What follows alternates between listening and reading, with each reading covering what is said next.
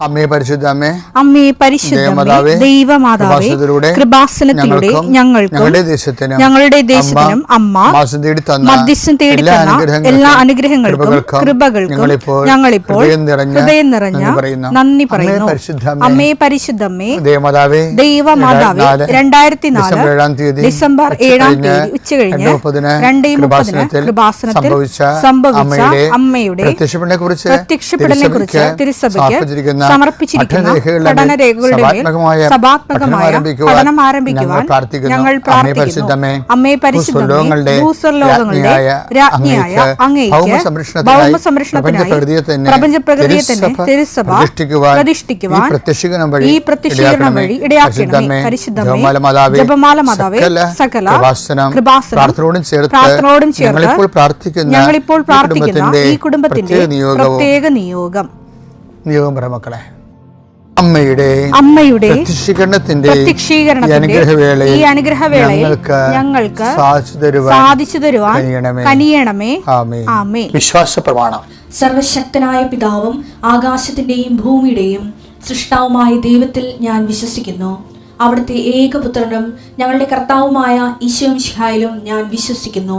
ഈ പുത്രൻ പരിശുദ്ധാത്മാവിനാൽ ഗർഭസ്ഥനായി കന്യകാമറിയത്തിൽ നിന്ന് പിറന്ന് പൊന്തിയോസ് പിലാത്തോസിന്റെ കാലത്ത് പീഡകൾ സഹിച്ച് കുരിശിൽ തറയ്ക്കപ്പെട്ട് മരിച്ച് അടക്കപ്പെട്ട് പാതാളങ്ങളിൽ ഇറങ്ങി മരിച്ചവരുടെ ഇടയിൽ നിന്ന് 3-ാം നാൾ ഉയർത്ത് സ്വർഗത്തിലേക്ക് എഴുന്നള്ളി സർവശക്തിയുള്ള പിതാവായ ദൈവത്തിന്റെ വലതുഭാഗത്തിരിക്കുന്നു.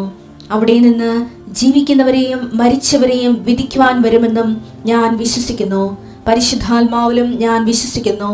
വിശുദ്ധ കത്തോലിക്കാ സഭയിലും പുണ്യവാന്മാരുടെ ഐക്യത്തിലും പാപങ്ങളുടെ മോചനത്തിലും ശരീരത്തിന്റെ ഉയർപ്പിലും നിത്യമായ ജീവിതത്തിലും ഞാൻ വിശ്വസിക്കുന്നു. ആമേൻ. സുഖസ്ഥനായ ഞങ്ങളുടെ പിതാവേ, അങ്ങയുടെ നാമം പൂജിതമാകണമേ. അങ്ങയുടെ രാജ്യം വരണമേ. അങ്ങയുടെ തിരുമനസ് സ്വർഗത്തിലെ പോലെ ഭൂമിയിലും ആകണമേ. അന്നു വേണ്ടുന്ന ആഹാരം ഇന്ന് ഞങ്ങൾക്ക് തരണമേ. ഞങ്ങളോട് തെറ്റ് ചെയ്യുന്നവരോട് ഞങ്ങൾ ക്ഷമിക്കുന്നത് പോലെ ഞങ്ങളുടെ തെറ്റുകൾ ഞങ്ങളോടും ക്ഷമിക്കണമേ. ഞങ്ങളെ പ്രലോഭനത്തിൽ ഉൾപ്പെടുത്തരുതേ, തിന്മയിൽ ഞങ്ങൾ രക്ഷിക്കണമേ. ആമേൻ. നന്മ നിറഞ്ഞ മറിയമേ, സ്വസ്തി. കർത്താവ് അങ്ങയുടെ കൂടെ സ്ത്രീകളിൽ അങ്ങ് അനുഗ്രഹിക്കപ്പെട്ടവളാകുന്നു. അങ്ങയുടെ ഉദരത്തിൻ ഫലമായി ഈശോ അനുഗ്രഹിക്കപ്പെട്ടവനാകുന്നു. പരിശുദ്ധ മറിയമേ, തമ്പുരാന്റെ അമ്മേ, പാപികളായ ഞങ്ങൾക്ക് വേണ്ടി ഇപ്പോഴും ഞങ്ങളുടെ മരണസമയത്തും തമ്പുരാനോട് അപേക്ഷിക്കണമേ. ആമേൻ. കർത്താവേ, നിന്റെ ഉന്നതമായ നാമത്തിൽ സ്തോത്രം ചെയ്യുന്നു. കർത്താവേ, നിന്റെ വിശുദ്ധ പൗരോഹിത്യത്തെ മഹത്വപ്പെടുത്തണം. കർത്താവെ, സഭയിലുള്ള സാന്നിധ്യം പ്രകടമാക്കണം.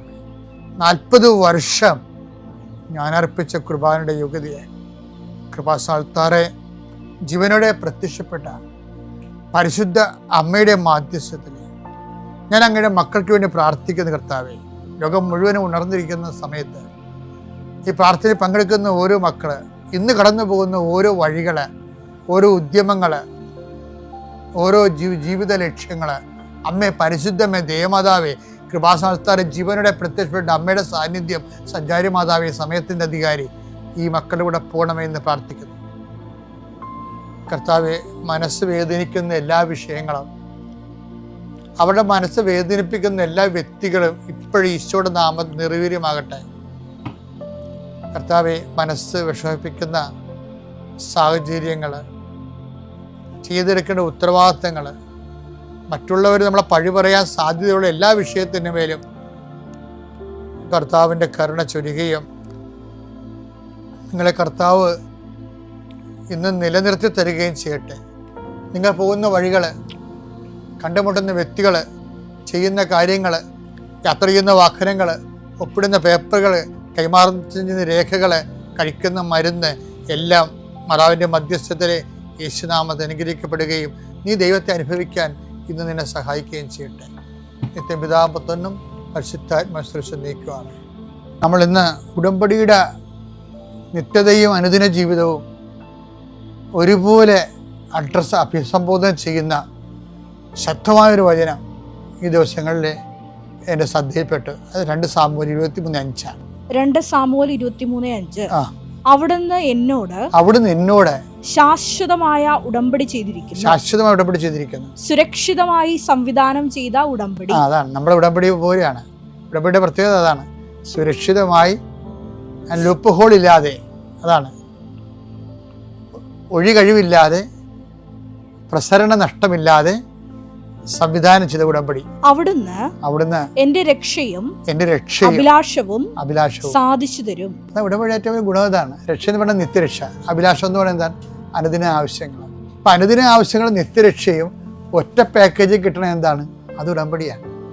ഉടമ്പടിയിൽ ജീവിക്കുന്ന ആൾക്കാരെ വളരെ പെർഫെക്റ്റ് ആയിട്ടുള്ള ദൈവത്തിൻ്റെ പ്ലാനും പദ്ധതിയും അനുസരിച്ച് പരിശുദ്ധാത്മാവ് രൂപകൽപ്പന ചെയ്ത ദൈവാനുഭവത്തിൻ്റെ ദൈവസംരക്ഷണത്തിൻ്റെ കൃപാസനത്തിലാണെങ്കിൽ നടക്കുന്നത് അതിനേക്കാൾ ശക്തമായ ഉടമ്പടിയാണ്. കാര്യം മാതാവാണ് ഇതിൻ്റെ പ്രയോക്താവും മാധ്യസ്ഥയും ഉടമ്പടിയുടെ.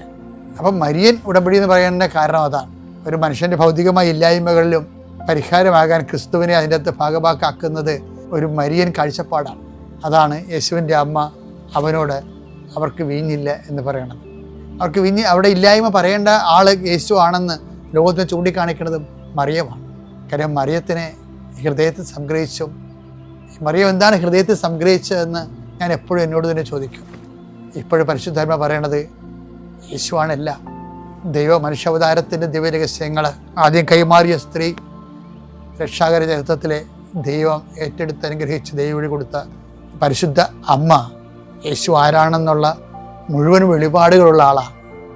അതുകൊണ്ടാണ് ഈ ഇല്ലായ്മ വന്നപ്പോഴും യേശുവിൻ്റെ അമ്മ അവനോട് പറഞ്ഞു അവർക്ക് വീഞ്ഞില്ല.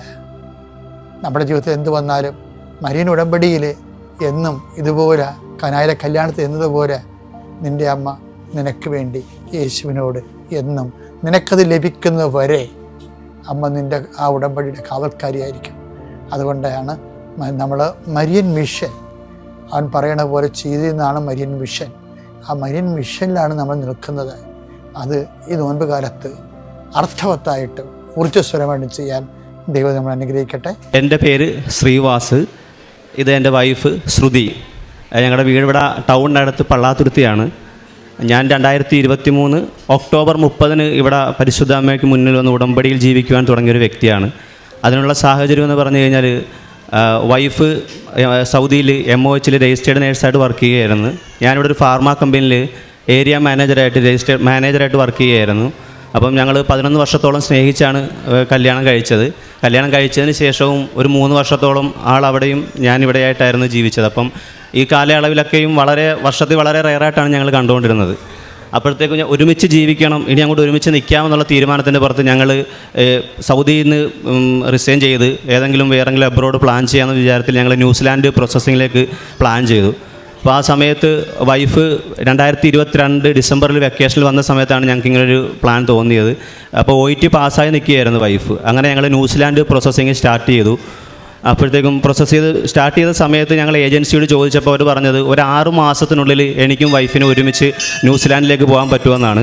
അപ്പം അങ്ങനെ ഇരിക്കുന്ന സമയത്താണ് വൈഫ് നാട്ടിൽ വന്ന സമയത്ത് വൈഫ് പ്രഗ്നൻ്റ് ആയ സമയത്ത് ഞങ്ങൾ ഏജൻസിയോട് ചോദിച്ചപ്പോൾ അവർ പറഞ്ഞത് നിലവിലെ സാഹചര്യത്തിൽ പ്രഗ്നൻ്റ് ആയിട്ട് ന്യൂസിലാൻഡിലോട്ട് ചെല്ലുമ്പം PR ഉടനെ കിട്ടാത്ത സ്ഥിതിക്ക് അവിടെ ഭയങ്കരമായിട്ടുള്ള ചിലവ് ഞങ്ങൾക്ക് താങ്ങാൻ പറ്റത്തില്ല, ഡെലിവറി കാര്യങ്ങളൊക്കെ പാടായിരിക്കും.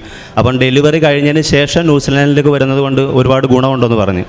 അപ്പം ഞാൻ എന്തായാലും ന്യൂസിലാൻഡ് റെഡിയാകുന്ന കാരണം ഒരു 6 മാസത്തിനുള്ളിൽ എൻ്റെ ജോബ് റിസൈൻ ചെയ്യണമെന്നുള്ള പ്ലാനായിരുന്നു.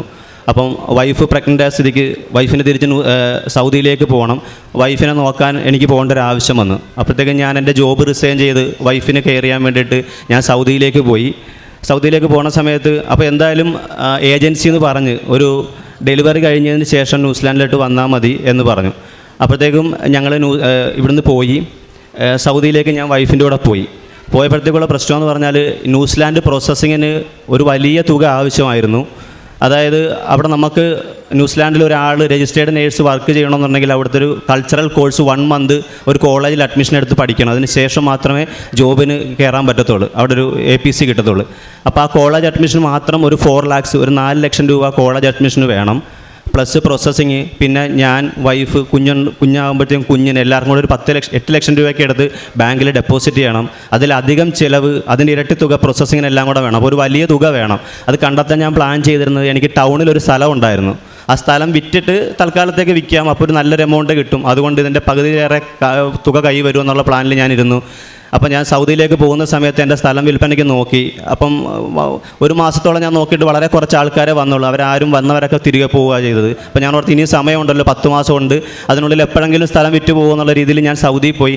അവിടെ വെച്ച് എൻ്റെ ഫ്രണ്ട്സ് വഴി ഞാനിത് വിൽക്കാൻ നോക്കി. അപ്പോഴൊന്നും നടന്നില്ല. അപ്പോഴും എൻ്റെ മനസ്സിലുള്ളതെന്ന് പറഞ്ഞാൽ സമയം ഇനിയുണ്ട്, പതുക്കെ വിറ്റിട്ട് ഫണ്ട് ഒപ്പിക്കുക എന്നുള്ള രീതിയിൽ നിന്ന് അവസാനം ഞാൻ 10 മാസത്തോളം എടുത്തത്. കുറേ നാൾ കഴിഞ്ഞ് വൈഫിന് ഡെലിവറിക്ക് വേണ്ടി നാട്ടിലെത്തി. ഡെലിവറി കഴിഞ്ഞപ്പോഴത്തേക്കും ഞങ്ങൾ സ്ഥലം വിൽക്കാൻ വേണ്ടി നോക്കി. 1 ആൾ 2 ആൾ 3 ആൾ 30 ആൾ 40 ആൾ എനിക്കൊന്ന് ഒരുപാട് പേര് വന്ന് കാണും, സ്ഥലം കാണും, കണ്ടിട്ട് പിന്നെ വിളിച്ചാൽ ഫോൺ എടുക്കത്തില്ല. അപ്പോൾ ഏജൻസിയിൽ നിന്ന് ഫണ്ട് ചോദിച്ചു തുടങ്ങി. ഞങ്ങളുടെ കയ്യിലാണ് കൊടുക്കാൻ ഫണ്ടും ഇല്ല, ബാങ്കിൽ ഡെപ്പോസിറ്റിൻ്റെ ടൈമായി. അപ്പോൾ ഒരുപാട് പേര് വന്ന് കാണും. ചിലരൊക്കെ OLXൽ കാണും, ലൊക്കേഷൻ ചോദിക്കും, വരും, പോകും, പിന്നെ വിളിച്ചെടുക്കത്തില്ല. ചിലരൊക്കെ OLX തന്നെ റിപ്ലൈ ഇല്ല. അങ്ങനെ 50 പേരോളം വന്ന് ഞാൻ ഈ ദിവസവും സ്ഥലം കാണിക്കാൻ പോകും. സ്ഥലം പലരും പ്രതീക്ഷയോടുകൂടി നമ്മൾ വിളിക്കാൻ നേരത്ത് പിന്നെ വിളിക്കാമെന്ന് പറയും. അങ്ങനെ 10 മാസമായിട്ട് ഞാൻ നോക്കിയിട്ട് നടക്കുന്നില്ല. ഇനിയാണ് ഏജൻസിക്ക് കൊടുക്കാൻ 1 മാസം സമയമേ ഉള്ളൂ. ഏജൻസിക്ക് കാശ് കൊടുക്കണം, അതിനുള്ള ഫണ്ട് കയ്യിലില്ല. അപ്പോൾ ഈ ഏജൻസി എന്ന് പറയുന്നത് ഞങ്ങൾ ഡെലിവറി കഴിഞ്ഞതിന് ശേഷം ഞങ്ങൾ ഈ 10 മാസം ശരിക്കും ഡിലേ ആയി. ഞങ്ങൾ എന്തായാലും താമസിച്ചാലേ പോകത്തുള്ളൂ എന്ന് പറഞ്ഞ് സർട്ടിഫിക്കറ്റ് കളക്ഷനും കാര്യങ്ങളെല്ലാം ഞങ്ങൾ കുറേ ഡിലേ ആക്കി. ഡെലിവറി കഴിഞ്ഞതിന് ശേഷം ഏജൻസിയോട് ചോദിച്ചപ്പോൾ ഏജൻസി പറഞ്ഞ് നിങ്ങൾ 6 മാസത്തിനുള്ളിൽ കയറി പോകാമായിരുന്നു, അങ്ങനെയാണ് നമ്മൾ പ്ലാൻ ചെയ്തത്, നിങ്ങളിപ്പം അത് ഒരുപാട് ഡിലേ ആയതുകൊണ്ട് ഇനി 1 ഇയറെങ്കിലും എടുക്കും അവിടെ കോളേജ് അഡ്മിഷൻ ലഭിക്കാമെന്ന് പറഞ്ഞു. ഞങ്ങളപ്പോൾ ശരിക്കും മാനസികമായിട്ട് തകർന്നു പോയി. 6 മാസം എന്നുള്ളത് പിന്നീട് 10 മാസം കഴിഞ്ഞ് വീണ്ടും 1 വർഷം എന്നുള്ളത് ഞങ്ങൾക്ക് സഹിക്കാൻ പറ്റത്തില്ലായിരുന്നു. അപ്പോൾ ഞങ്ങൾക്ക് ആ ഏജൻസിയിൽ നിന്ന് മാറി വേറെ ഏജൻസി പോയാൽ കൊള്ളുന്നുണ്ടായിരുന്നു. അപ്പോൾ ഇപ്പം നിലവിലെ സാഹചര്യത്തിൽ ഒരുപാട് ഫേക്ക് ആയിട്ടുള്ള ഏജൻസി ഉള്ളതുകൊണ്ട് ഏത് ഏജൻസിയിലേക്ക് സ്വിച്ച് ചെയ്യുക എന്നുള്ളതൊരു വലിയ കൺഫ്യൂഷനായിരുന്നു. അപ്പം ഏജൻസി മാറണം, പ്ലസ് ഈ പറഞ്ഞ വലിയൊരു ഭീമമായ തുക ഞങ്ങൾക്ക് കണ്ടെത്തുകയും വേണം. ഇങ്ങനെ ഇരിക്കുന്ന സമയത്ത് ഞാൻ വീട്ടിൽ വന്ന സമയത്താണ്, അതിന് മുന്നേ ഞാൻ സൗദിയിലായിരുന്ന സമയത്ത് എൻ്റെ വീട്ടിലെന്ന് പറഞ്ഞാൽ ഞാൻ പണ്ട് മുതലേ യേശുവിലും അമ്മയിലും വിശ്വസിക്കുന്ന ആളാണ്. എൻ്റെ കുടുംബം അങ്ങനെയാണ്. എൻ്റെ വീട്ടിൽ 3 ഫോട്ടോ IMS അമ്മയുടെ ഉണ്ട്. പണ്ട് ഞാൻ ഒരു 10-17 വർഷം മുമ്പ് ഞാൻ പഠിക്കുന്ന സമയത്ത് എൻ്റെ ഒരു കൂട്ടുകാരൻ തന്നെയാണ്. അത് വെച്ച് ഞങ്ങൾ പ്രാർത്ഥിക്കുമായിരുന്നു. അച്ഛനാണെങ്കിലും അമ്മയാണെങ്കിലും സഹോദരിമാർ എല്ലാവരും ഈശോയിലും അമ്മയിലും വിശ്വസിക്കുന്നവരാണ്. അപ്പം ഞാൻ സൗദിയിലേക്ക് എൻ്റെ അമ്മയൊക്കെ ജോസഫച്ചൻ്റെ ധ്യാനമൊക്കെ യൂട്യൂബിൽ കാണുന്നത് ഞാൻ കണ്ടിട്ടുണ്ട്. അപ്പം ഞാൻ ശ്രദ്ധിക്കത്തില്ല, എന്നാലും ഞാൻ കണ്ടിട്ടുണ്ട്. അപ്പം ഞാൻ സൗദിയിലായിരുന്നപ്പം അമ്മ വിളിച്ച് പറഞ്ഞിട്ടുണ്ട് നീ പ്രാർത്ഥിക്കണമെന്ന്. അങ്ങനെ ഞാൻ ചുമ്മാ ക്യാഷ്വലായിട്ട് ഓൺലൈൻ ഉടമ്പടി എടുത്ത് രാവിലത്തെ പ്രാർത്ഥനയൊക്കെ വൈകുന്നേരത്തെ പ്രാർത്ഥനയൊക്കെ പാതിരാത്രിയൊക്കെ ചൊല്ലിക്കൊണ്ടിരുന്നത്. ഒട്ടും ഒരു സീരിയസ് ആയിട്ട് അപ്രോച്ച് ചെയ്തില്ല. എങ്കിൽ പോലും ഞാൻ അവിടെ വെച്ച് നിയോഗം വെച്ചിരുന്നു, മാതാവേ എൻ്റെ വൈഫിന് നാട്ടിൽ വന്ന് ഡെലിവറി ചെയ്യാനാണ് ഇഷ്ടം, ഇവിടുത്തെ ഹോസ്പിറ്റലിൽ ഡെലിവറി പേടിയാണെന്ന്. പക്ഷേ ഇത്രയൊക്കെ ഉഴപ്പിയിട്ടും പരിശുദ്ധ അമ്മ ഞങ്ങൾ വൈഫിൻ്റെ കൂട്ടുകാരികൾ ആർക്കും കിട്ടാത്തൊരു ഭാഗ്യമാണ് നാട്ടിൽ വന്ന് ഡെലിവറി ചെയ്യാൻ പറ്റുക എന്നുള്ളത്. അങ്ങനെ നാട്ടിലെത്തി ഡെലിവറി കഴിഞ്ഞപ്പോഴത്തേക്കും ഏജൻസി മാറണം, ഫണ്ട് ഒപ്പിക്കണം. ഇത് രണ്ടും പ്രശ്നമായ സമയത്താണ് എൻ്റെ അമ്മ എന്നോട് പറയുന്നത് എല്ലാം ശരിയാകും. അതിനിടയ്ക്ക് എൻ്റെ പെങ്ങൾ എന്നെ 3 വട്ടം ഓരോ ആഴ്ചയായിട്ട് കൃപാസനത്തിൽ കൊണ്ടുവന്ന് ഞാൻ ഇവിടെ വന്ന് മാതാവിനോട് പ്രാർത്ഥിക്കും. ഞാൻ ആദ്യമായിട്ട് വന്നപ്പോൾ ഇട്ടുകൊണ്ട് വന്ന ഷർട്ട് ഇതാണ്. ഇത് തന്നെയാണ് ഞാൻ ഉടമ്പടി എടുക്കുന്നതിൻ്റെ അന്ന് എടുത്ത ഷർട്ട്. ഇന്നിപ്പോൾ അവസാനമായിട്ട് ഞാൻ ഇപ്പോൾ ഇന്ന് വരുന്ന ദിവസം ഇത് തന്നെ ഇട്ടുകൊണ്ട് വരാൻ കാര്യം അത് തന്നെയാണ്. എനിക്ക് ഷർട്ട് അത്രയ്ക്ക് ഇഷ്ടമാണ്. മാതാവിനെ കണ്ട് ഏറ്റവും കൂടുതൽ അഭിഷേകം കിട്ടി എനിക്ക് തോന്നുന്നു ഞാൻ വിശ്വസിക്കുന്ന ഈ ഉടുപ്പിലാണെന്നാണ്. അതുകൊണ്ട് തന്നെ ഇതിട്ടുകൊണ്ട് വന്നത്. അങ്ങനെ എൻ്റെ അമ്മ എന്നോട് പറഞ്ഞ് നീ മാതാവ് വിശ്വസിക്കുന്നുണ്ടെങ്കിൽ ഉടമ്പടിയിൽ ജീവിച്ചു കഴിഞ്ഞാൽ ഇത് റെഡിയാകുമെന്ന് പറയുന്നത്. അന്ന് രാത്രി തന്നെ ഞാനും വൈഫും കൂടെ വീണ്ടും ഓൺലൈൻ ഉടമ്പടി എടുത്ത് രാത്രി 11 മണിക്ക് ടൈപ്പ് ചെയ്യുകയാണ്, മാതാവ് ഞങ്ങൾക്ക് ഏജൻസി മാറി, ഞങ്ങൾക്ക് എത്രയും പെട്ടെന്ന് മാർച്ച് മാസത്തിലേക്ക് കോളേജ് അഡ്മിഷൻ ലഭിക്കണം. അതേ കണക്ക് തന്നെ 1 മാസം എനിക്കിനി ഏജൻസിക്ക് കാശ് കൊടുക്കാൻ 1 മാസമേ ഉള്ളൂ. ഈ 1 മാസത്തിനുള്ളിൽ എൻ്റെ സ്ഥലം വന്നെടുക്കാൻ ഒരാൾ വരണം. ആ എടുക്കുന്ന ആൾ 6 മാസവും 3 മാസവും കോൺട്രാക്റ്റ് ഒന്നും വെക്കരുത്. പെട്ടെന്ന് തന്നെ കാശ് തരുന്ന അത്ര 50 പേരോളം വന്നിട്ട് രക്ഷയില്ലാത്ത സ്ഥലത്ത് ഞാൻ ഇത്രയും ഡിമാൻഡ് ചെയ്യുന്നത്.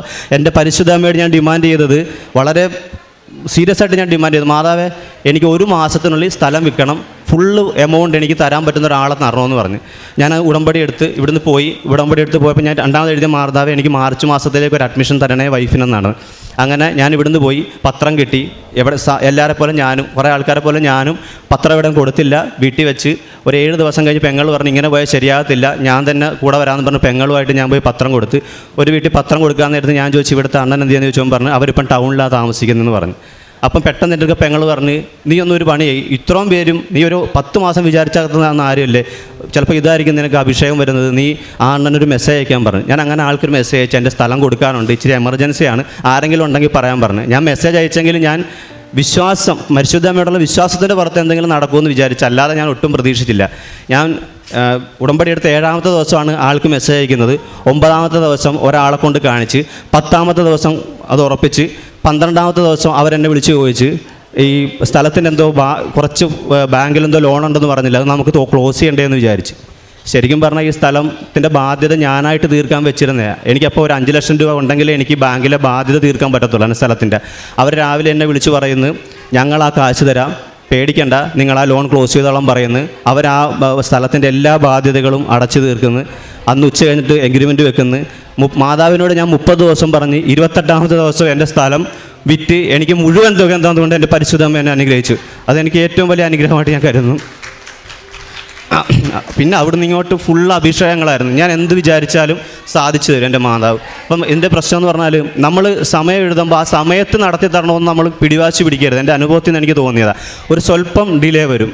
നമ്മുടെ ആഗ്രഹത്തിനനുസരിച്ച് എല്ലാം നടക്കണമെങ്കിൽ അതിന് നമുക്ക് സാധിക്കത്തില്ല. പക്ഷേ പരിശുദ്ധ അമ്മ എപ്പം തരുന്നോ അത് പെർഫെക്റ്റായിട്ട് തരത്തുള്ളൂ എന്ന് വിശ്വസിക്കുന്ന ആളാണ് ഞാൻ.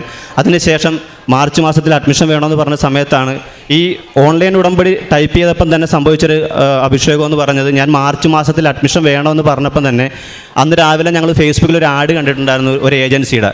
അപ്പോൾ വൈഫ് എന്നോട് പറഞ്ഞാണ് നമുക്കിങ്ങനെ ഏജൻസി ഉണ്ട്, നമുക്ക് മാറാം എന്ന് പറഞ്ഞപ്പോൾ ഞാൻ പറഞ്ഞു ആ ഏജൻസിനെ പറ്റി നമുക്ക് ഒട്ടും വിശ്വാസമില്ല, എങ്ങനെയാണ് മാറുന്നതെന്ന് ചോദിച്ചു. എങ്കിലും വൈഫ് എൻ്റെ ഫോൺ എടുത്തിട്ട് ആ ഏജൻസിക്ക് ഒരു മെസ്സേജ് അയച്ചായിരുന്നു. പക്ഷേ ഈ പറഞ്ഞ ഉടമ്പടി ഇവിടെ വന്ന് ഉടമ്പടി എടുക്കുന്നതിൻ്റെ തലേ ദിവസം ഓൺലൈൻ ഉടമ്പടി എടുത്ത് ടൈപ്പ് ചെയ്തുകൊണ്ടിരുന്നപ്പോൾ ഞാൻ എഴുതി, മാതാവേ മാർച്ച് മാസത്തിൽ അഡ്മിഷൻ ലഭിക്കാൻ അമ്മയുടെ കരുണ ഉണ്ടാകണമെന്ന് പറഞ്ഞ്. ശരിക്കും പറഞ്ഞാൽ ഞാൻ ആ ഓൺലൈൻ ഉടമ്പടി സേവ് ചെയ്തില്ല. അതിനു മുന്നേ ഈ മാതാവ് എനിക്ക് വാട്സാപ്പിൽ മെസ്സേജ് വരുന്നു, സീറ്റ് അവൈലബിൾ ആണ്, മാർച്ച് മാസത്തിലേക്ക് താല്പര്യം ഉണ്ടെങ്കിൽ കോൺടാക്ട് ചെയ്യാൻ പറഞ്ഞ്. ഞാൻ ആ വാട്സാപ്പിൽ നോക്കിയപ്പം ഈ യേശു കർത്താവായ തമ്പുരാൻ്റെ ഫോട്ടോയാണ് വാട്സാപ്പ് DP കിടക്കുന്നത്. അപ്പോഴേ ഞാൻ വൈഫിനോട് പറഞ്ഞു, പേടിക്കണ്ട, നമുക്ക് സീറ്റും ലഭിച്ചിട്ടുണ്ട്, എല്ലാം ലഭിച്ചിട്ടുണ്ടെന്ന്. പിന്നീട് ഇങ്ങോട്ട് ഫുൾ അഭിഷേകമാണ്. വിസയാണെങ്കിൽ എൻ്റെ ഒരു ഫ്രണ്ട് ന്യൂസിലാൻഡിൽ പോകാൻ 3 വർഷമായിട്ട് വൈഫിൻ്റെ കൂടെ പോകാൻ വേണ്ടി ശ്രമിച്ചിട്ട് നടക്കുന്നില്ല. എൻ്റെ വൈഫിൻ്റെ ഫ്രണ്ട്സൊക്കെ ഒരുമിച്ച് ഫാമിലി വിസയ്ക്ക് അപ്ലൈ ചെയ്തിട്ട് 6-7 മാസമായിട്ട് പറ്റാഞ്ഞിട്ട് അവസാനം ഈ വൈഫിൻ്റെ ഫ്രണ്ട്സ് വൈഫ് അതായത് നേഴ്സുമാർ മാത്രമായിട്ടാണ് കയറി പോകുന്നത്. പിന്നീട് 6-7 മാസം എടുത്തിട്ടാണ് ഹസ്ബൻഡിനും കുഞ്ഞിനൊക്കെ വിസ റെഡിയാകുന്നത്. അപ്പോൾ എന്നെ സംബന്ധിച്ചിടത്തോളം അതെനിക്കൊത്തും പാടായില്ല.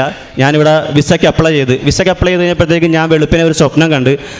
ഞാനിവിടെ ഇതിനു മുന്നേ ഇവിടെ പത്രം പാക്ക് ചെയ്യുന്നതൊന്നും ഞാൻ കണ്ടിട്ടേ ഇല്ല. പക്ഷേ ഞാൻ സ്വപ്നം കണ്ട് ഞാൻ പത്രം ഇങ്ങനെ കിറ്റിനകത്താക്കി പാക്ക് ചെയ്യുന്ന സ്വപ്നം കണ്ട്.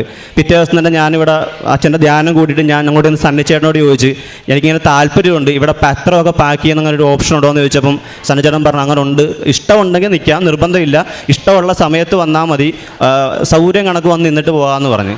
ഞാൻ പറഞ്ഞു, എനിക്കൊന്നും തരണ്ട, ഞാൻ വെറുതെ എൻ്റെ ഒരു ആത്മസംതൃപ്തിക്ക് വേണ്ടിയിട്ടാണെന്ന് പറഞ്ഞ് ഞാൻ അന്ന് മുതൽ ഇവിടെ രാവിലെ വരും, പത്രം എടുക്കും, ഇവിടെ എല്ലാ കാര്യങ്ങൾക്കും ഹെൽപ്പ് ചെയ്യും. ഒരു പ്രേക്ഷിതനായിട്ട് ഇവിടെ നിന്നിട്ടുണ്ട് കുറേ ദിവസം, അധികം ദിവസം.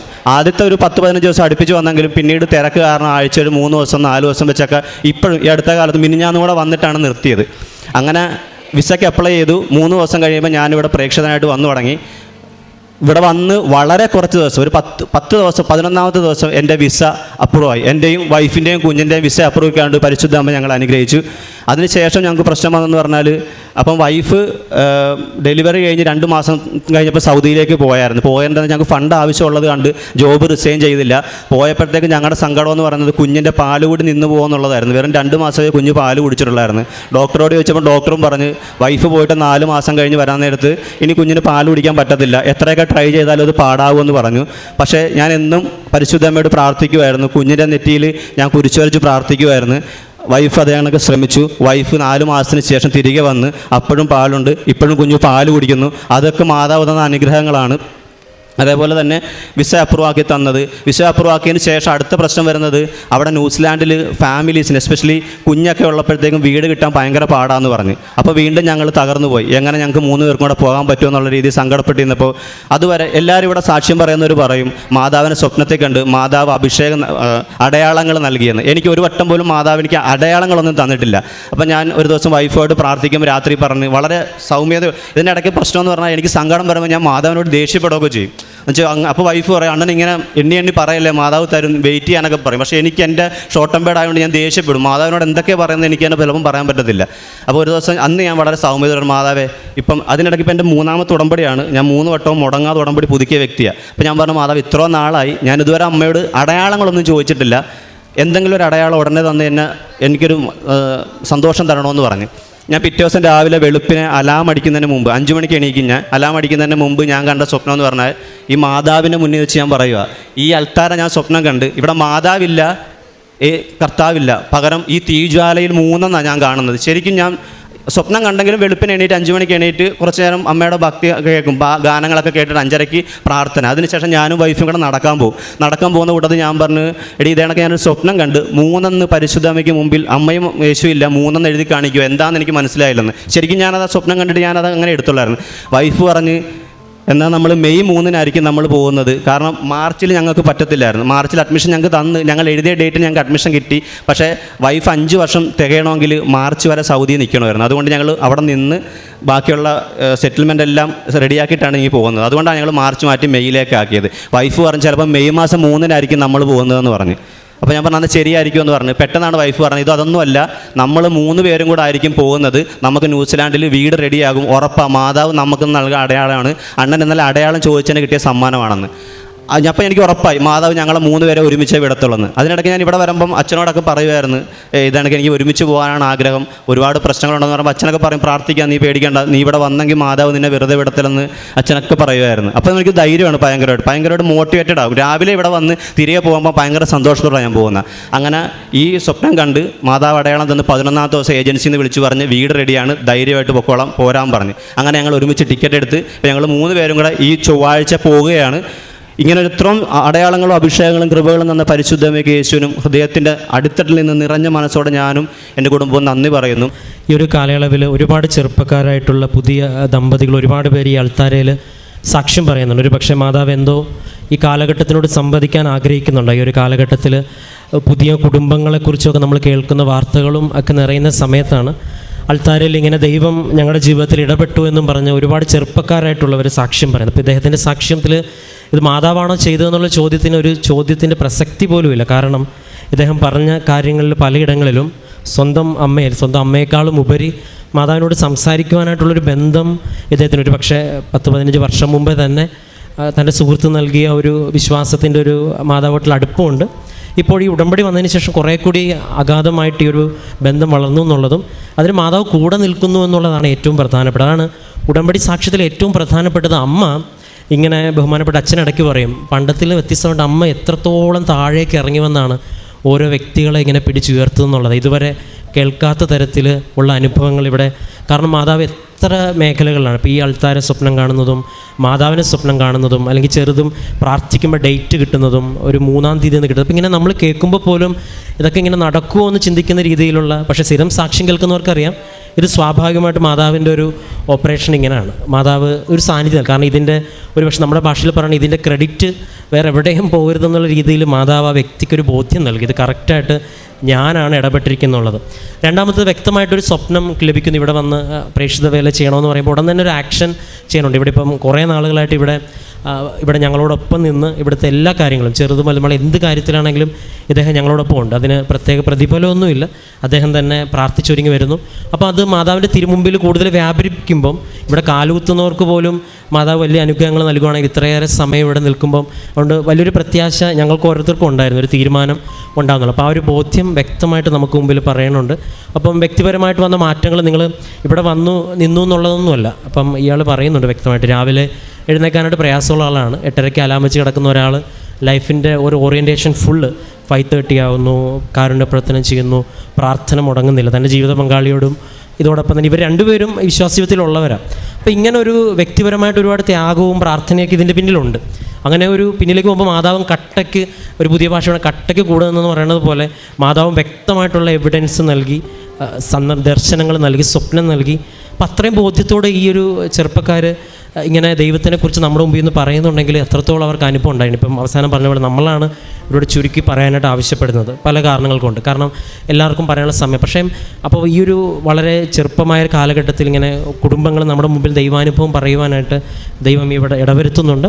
ഇനിയും മുൻപോട്ടുള്ള ഉടമ്പടി യാത്രയിൽ ഒരുപാട് ദൈവാനുഭവം ലഭിക്കട്ടെ എന്നും. അപ്പോൾ ഇവിടെ വന്ന ദിവസവും ഉടമ്പടി എടുത്ത ദിവസവും ഇന്ന് നിന്ന ദിവസമൊക്കെ തമ്മിലെല്ലാം പ്രാർത്ഥിച്ചൊരുങ്ങിയാണ്, കണക്ട് ചെയ്യണത്. അപ്പം ഇതെല്ലാം പ്രധാനപ്പെട്ടതാണ്. സമയത്തിന്മേൽ അധികാരമുള്ള അമ്മ ഇനിയും മുൻപോട്ടുള്ള ജീവിതത്തിൽ വലിയ അനുഭവങ്ങൾ നൽകട്ടെ എന്ന് പ്രാർത്ഥിക്കുന്നു. നമുക്ക് കരങ്ങളടിച്ച് ദൈവത്തിൻ്റെ നാമം മഹത്വപ്പെടുത്താം.